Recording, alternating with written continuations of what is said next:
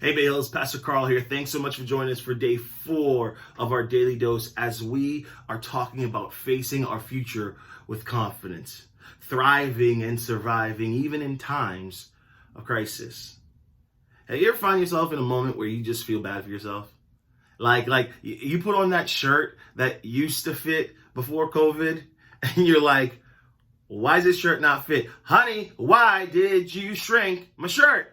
She didn't shrink the shirt. You just had too many pieces of pie.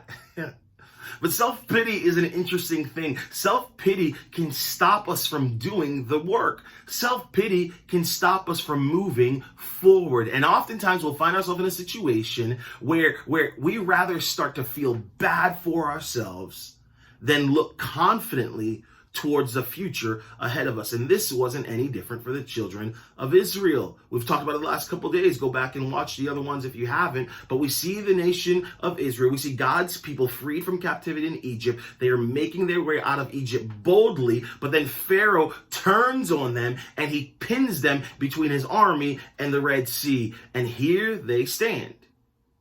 And they have an opportunity to see God confidently in their future or to run to their past. And it's all based on their perspective. Look at what it reads in Exodus 14, first part of verse 12.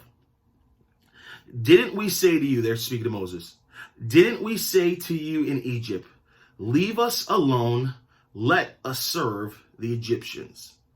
You see, God's people began to develop a negative perspective. And they thought where they used to be was better than where they were going to. The great late theologian and Bible translator Eugene Peterson, he says it like this: self-pity is a crippling emotional disease that severely distorts our perception of reality. Self-pity will cripple us and distort our perspective of reality.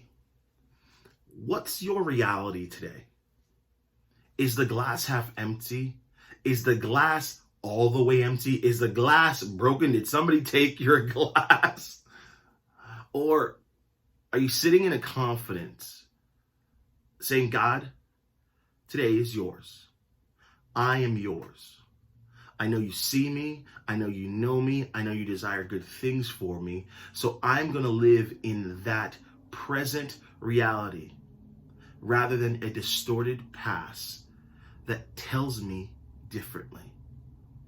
I want to encourage you today, my friend, wherever you find yourself, to say no to the distorted reality and to say yes to the truth of God. Look forward to your future. Look forward to today and say, God, what would you have for me today? And I bet if you sit silent and listen, you'll hear the Lord tell you something that will blow your socks off, that will encourage you, that will give you the strength to not only survive, but thrive. Be well.